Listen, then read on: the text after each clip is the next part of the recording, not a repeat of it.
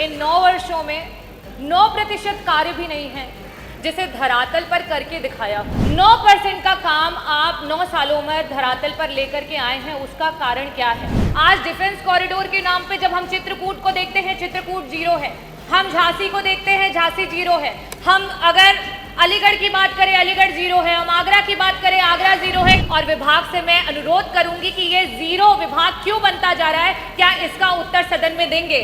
आज आप per capita income 1 lakh की बात कर रहे हैं। इंडस्ट्री विभाग ने कितनी नौकरियां जो है आच्छादित की हैं, उसमें कितनी महिलाओं को नौकरियां मिली, कितनी दलितों को नौकरियां मिली, कितने पिछड़े वर्ग को नौकरियां मिली, और उसमें से कितने लोग हैं जो आज 1 लाख से ऊपर की सैलरी पे काम कर रहे हैं। सवाल आपने कुछ किया और पूछते पूछते तो ऐसे ही जैसे कोई बाबूजी बच्चा पैर छुए कि बाबूजी प्रणाम, तो खुश रहो बच्चा कहने की जगह उसको रास्ता बताने लगे कि भाटा लाए उसका भरता बनाएंगे। तो प्रश्न पे ही तो जवाब लेंगे। आप तो कहाँ कहाँ चली गई?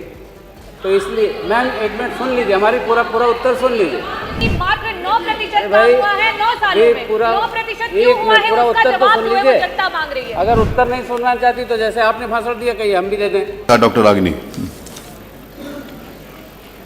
आदरणीय अध्यक्ष महोदय, मैं आपका आभार व्यक्त करना चाहूँगी कि आपने मुझे औद्योगिक विकास मंत्री जी से प्रश्न करने का अवसर दिया। आदरणीय अध्यक्ष महोदय, मेरा प्रश्न जो था वो औद्योगिक विकास का जो बड़ा दावा करने वाली सरकार है, जो 45 लाख करोड़ के MOU की बात करने वाली सरकार है, उस विभाग से ये प्रश्न था कि पिछले 9 वर्षों में आपके विभाग के द्वारा कितने प्रतिशत का कार्य जो है वो धरातल पर आपने करके दिखा दिया। बहुत ही निराशापूर्ण उत्तर आया अध्यक्ष महोदय, क्योंकि उत्तर में ये आया कि उन्होंने मात्र इन 9 वर्षों में 9% कार्य भी नहीं है जिसे धरातल पर करके दिखाया हो। अध्यक्ष महोदय, जिस समय हम ट्रिलियन इकोनॉमी की बात करते हैं, जिस समय आप ये दिखाते हैं कि आप देश में इकोनॉमी में एक बड़ी रेस में आगे पहुंचने की होड़ में हैं, वहीं औद्योगिक विकास जो है उत्तर प्रदेश में पीछे छूटता हुआ दिखाई दे रहा है। भारतीय जनता पार्टी और आपकी डबल इंजन की सरकार से जब भी प्रश्न किए जाते हैं तो आप पुराने कार्यकालों और पुरानी सरकारों का हवाला देते हैं। मैं मंत्री जी आपके सामने पहले से ही कुछ आंकड़े रखना चाहूंगी ताकि आप स्पष्ट उत्तर देने में आसानी पाएं। पिछले कार्यकालों में अगर हम ब्यौरा निकालें तो जो नेशनल पार्टियां रही हैं, अगर उनके हम ग्रोथ की और डेवलपमेंट की बात करें तो शायद उनके खातों में 800 करोड़ हैं, तो भारतीय जनता पार्टी के पास 2014 में 800 करोड़ रुपए थे खाते में, और आज वो बढ़ करके 16,000 करोड़ हो चुके हैं। अध्यक्ष जी, ये इस प्रश्न से इसलिए जुड़ा हुआ है। मैं आपको ये बताना चाहूंगी कि ये जो मैं पूछ रही हूँ इसलिए पूछ रही हूँ क्योंकि जिस सरकार में इकोनॉमी फॉल कर रही है, जिस सरकार में हमारे बच्चों के रोजगार फॉल कर रहे हैं, जिस सरकार में हमारी डेमोक्रेसी फॉल कर रही है, हमारा कॉन्स्टिट्यूशन फॉल कर रहा है, उस सरकार में जो है आपके सिर्फ और सिर्फ पर्सनल लाभ जो है वो बढ़ते हुए नजर आ रहे हैं। आपने 45 लाख करोड़ के MOU की बात की। मेरा पहला प्रश्न मंत्री जी आपसे ये है कि मात्र 9% का काम आप 9 सालों में धरातल पर लेकर के आए हैं, उसका कारण क्या है? क्या उसे आप सदन के समक्ष रखेंगे? मेरा दूसरा प्रश्न ये है कि मंत्री जी आपने डिफेंस कॉरिडोर की बात की थी। आज डिफेंस कॉरिडोर के नाम पे जब हम चित्रकूट को देखते हैं, चित्रकूट 0 है। हम झांसी को देखते हैं, झांसी 0 है। हम अगर अलीगढ़ की बात करें, अलीगढ़ 0 है। हम आगरा की बात करें, आगरा 0 है। कानपुर में मात्र 1, लखनऊ में मात्र 2। ये कॉरिडोरों के 0 होने का क्या कारण है? आपने कहा था कि एक्सप्रेसवेज के अराउंड आप इंडस्ट्रीज को ग्रो करेंगे। आज एक्सप्रेसवेज के अराउंड इंडस्ट्रीज 0 हैं। मंत्री जी और विभाग से मैं अनुरोध करूंगी कि ये 0 विभाग क्यों बनता जा रहा है, क्या इसका उत्तर सदन में देंगे? मेरा आखिरी और बहुत ही महत्वपूर्ण प्रश्न है, क्योंकि इंडस्ट्री जो डिपार्टमेंट है उससे सारे युवाओं की आशाएं जुड़ी हुई रहती हैं, उनको नौकरियों की आशाएं लगी हुई होती हैं। आज आप पर कैपिटा इनकम 1 लाख की बात कर रहे हैं। इंडस्ट्री विभाग ने कितनी नौकरियां जो है आच्छादित की हैं, उसमें कितनी महिलाओं को नौकरियां मिली, कितनी दलितों को नौकरियां मिली, कितने पिछड़े वर्ग को नौकरियां मिली, और उसमें से कितने लोग हैं जो आज 1 लाख से ऊपर की सैलरी पे काम कर रहे हैं। मंत्री जी कृपया इन तीनों प्रश्नों का जो है स्पष्टता से उत्तर दें। बहुत बहुत धन्यवाद। माननीय मंत्री जी।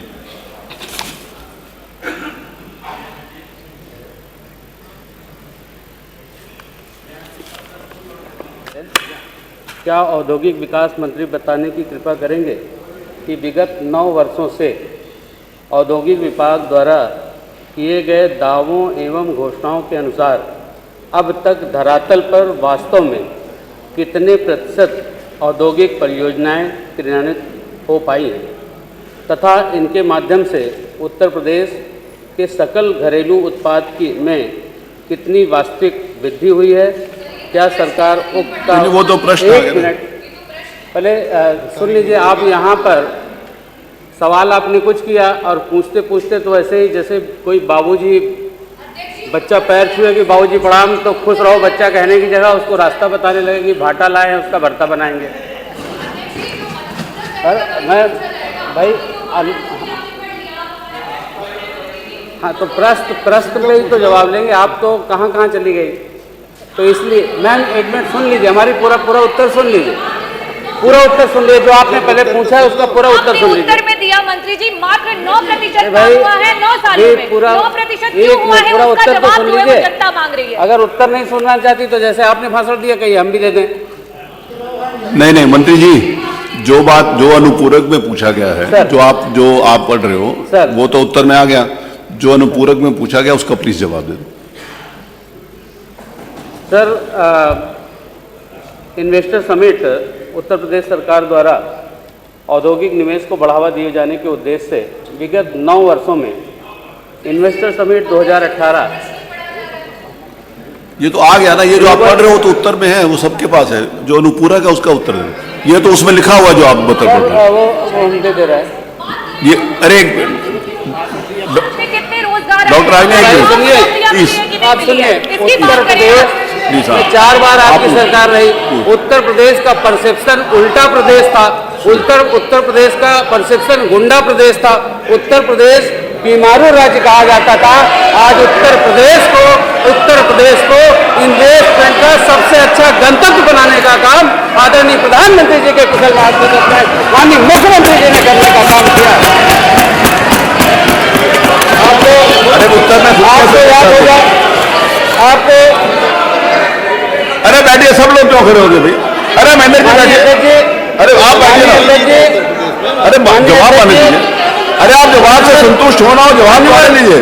समाजवादी पार्टी के सदस्यों को, अरे सब लोग समाजवादी पार्टी के सदस्यों को अगर धरातल पर अरे सुनिए, उत्तर तो सुनिए।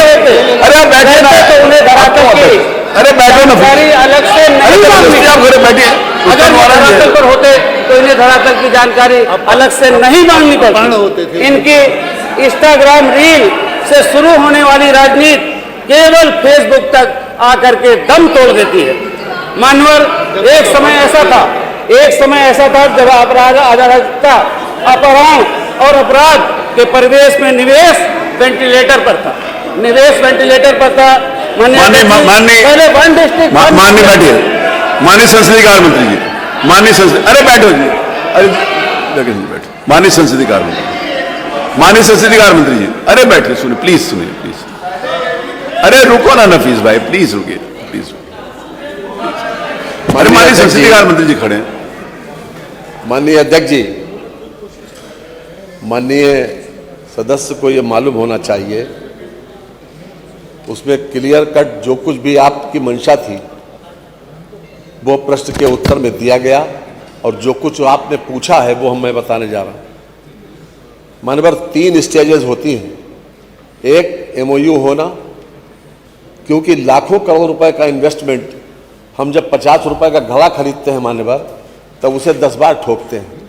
तो जो भी व्यक्ति या जो भी एंटरप्रेन्योर किसी प्रकार से इन्वेस्टमेंट करने आता है तो वो सारी चीज़ें देखता है, वहाँ का एनवायरनमेंट देखता है, वहाँ के का जो परिस्थिति है, कच्चा माल देखता है, और हर तरीके से उसको जब विजुलाइज कर लेता है, ट्रांसपोर्टेशन देखता है कि हमें कहाँ कहाँ बेनिफिट है। क्योंकि एंटरप्रेन्योर को इतिहास बनाना नहीं आता, न वो कोई केवल धर्मादा खोलने आता है, वो तो केवल ये चाहता है कि भाई हम अपना व्यापार बढ़ाएं, और व्यापार बढ़ाने से रोजगार बढ़ता है। ये मान्यवर 3 स्टेजेस होती हैं, एक MOU होने की, दूसरी ग्राउंड ब्रेकिंग सेरेमनी की, और तीसरी प्रोडक्शन स्टार्ट करने की। तो जो आपने जो बताया कि जितनी भी ग्राउंड ब्रेकिंग सेरेमनी हुई, आपने प्रश्न के उत्तर में बता भी दिया कि 4 ग्राउंड ब्रेकिंग सेरेमनी हुई, और 4 ग्राउंड ब्रेकिंग सेरेमनी में लगभग 12,91,000 करोड़ रुपए का, या 12,09,000 करोड़ रुपए का जो धरातल पर काम प्रारंभ हुआ मान्यवर। ये स्वीकार किया मान्यवर, प्रश्न के उत्तर में स्वीकार किया, कोई लंबी चौड़ी बात नहीं हुई। अब आपकी बात आती है रोजगार की। इसके दूसरे प्रश्न में ही मान्यवर रोजगार की बात कही गई, तो रोजगार में दिया गया कि 1/4/17 से लेकर 3/2/26 तक फैक्ट्री एक्ट मैनेजमेंट सिस्टम पर दर्ज आंकड़ों के अनुसार कुल 15,99,699 कर्मकारों को रोजगार का अवसर मान्यवर प्राप्त हुआ। इसमें तीसरी बात मान्यवर, जो तीसरा इसका सबूत है मान्यवर, ये खास तौर से कर्मचारी भविष्य निधि संगठन, ये मान्यवर इसमें संगठन में इनका रजिस्ट्रेशन मान्यवर जरूर होता है। 17-18 में मान्यवर 21,24,000 सदस्य थे मान्यवर इसमें, जब 17-18 में हमें सरकार में हम आए पहले साल। उसके बाद मान्यवर आज मुझे कहते हुए इस बात का गर्व है कि योगी सरकार में 24-25 में ये संख्या बढ़कर 40,20,000 हो गई मान्यवर। अगर मान्यवर इनको नौकरी नहीं मिली मान्यवर, तो ये कर्मचारी भविष्य निधि कोई फ्री में बैठे बैठे पैसा नहीं देता है मान्यवर। ये अपने आप में ये सबूत है। एक तरफ तो मैंने उसकी संख्या बताई, अब जो आपने बताया कितने बैकवर्ड, अरे प्राइवेट कंसर्न जो है, प्राइवेट एंटरप्रेन्योर जो है, वो स्किल देखता है, उनके हुनर देखता है, या मान्यवर ये देखता है कि कौन तुम किस बिरादरी के हो। मान्यवर वो तो अपने जो भी उसकी आवश्यकता होगी, जिस वर्ग की आवश्यकता होगी, जिस कैडर की आवश्यकता होगी, उसको देखेगा मान्यवर। वो ये तो नहीं देखेगा कि हम कितने SC हैं, इतना OBC हैं, वो तो जो उसके काम का होगा मान्यवर उसे नौकरी देगा मान्यवर। इसलिए मान्यवर साथ ही साथ मान्यवर एक बात और जानकारी दे दें कि जो एनुअल सर्वे ऑफ इंडस्ट्री है मान्यवर, उसमें जो हमारी मतलब जिसे कहना चाहिए कि इंडस्ट्रियल ग्रोथ, उसमें राष्ट्रीय स्तर पर ग्रोथ है 11.9%, और हमारी ग्रोथ है मान्यवर 25% की मान्यवर, 25% हमारी ग्रोथ। इसके साथ ही मान्यवर प्रदेश को वर्ष 22-23-24 में लॉजिस्टिक रैंकिंग में अचीवर्स तथा वर्ष 2022 में ईज ऑफ डूइंग बिजनेस में टॉप अचीवर के रूप में मान्यता मिली है मान्यवर। तो एक सबूत नहीं है मान्यवर, और हमने ये बात स्वीकार की है कि हम 12,09,000 करोड़ रुपए का हमने ग्राउंड ब्रेकिंग सेरेमनी के बाद उसको जमीन पर उतारा है मान्यवर। तो इसमें कोई वो नहीं होना चाहिए कि लोग जो 2-2 लाख 20-20 हजार 40-40 हजार करोड़ रुपए का इन्वेस्टमेंट करने आते हैं मान्यवर, तो वो सारी चीजें देखते हैं। और बुंदेलखंड की आपने बात की, बुंदेलखंड में बीड़ा बुंदेलखंड इंडस्ट्रियल डेवलपमेंट अथॉरिटी बनाई मान्यवर, और उसमें लगभग 56,000 एकड़ जमीन लेने का वो है, और अभी तक लगभग 22,000 एकड़ जमीन वहां पर ली जा चुकी है। और लखनऊ से लेकर जहां तक जो इंटरप्रेन्योर आता है, तो वो पहले अपना कंजीनियर एटमॉस्फेयर देखता है कि हमारे लिए कौन सी स्थिति ठीक है, ट्रांसपोर्टेशन में खर्चा किसमें कम आएगा, हमारा जो माल बनेगा ये हमारा कच्चा माल कहाँ से आएगा, सब सारी चीजें देखता है मान्यवर। तो जिला वो तय करता है, जिला हम नहीं तय करते। ये बात मालूम होना चाहिए। तो जो इन्वेस्टर में इनको धन्यवाद इस बात के लिए देना चाहिए कि हम कम से कम 12 लाख करोड़ रुपए का इन्वेस्टमेंट ले तो आए, और उसमें हम 4 लाख का जमीन पे उतार रहे हैं मान्यवर। इन्होंने क्या किया 5 बरस में, ये भी सोचना चाहिए मान्यवर।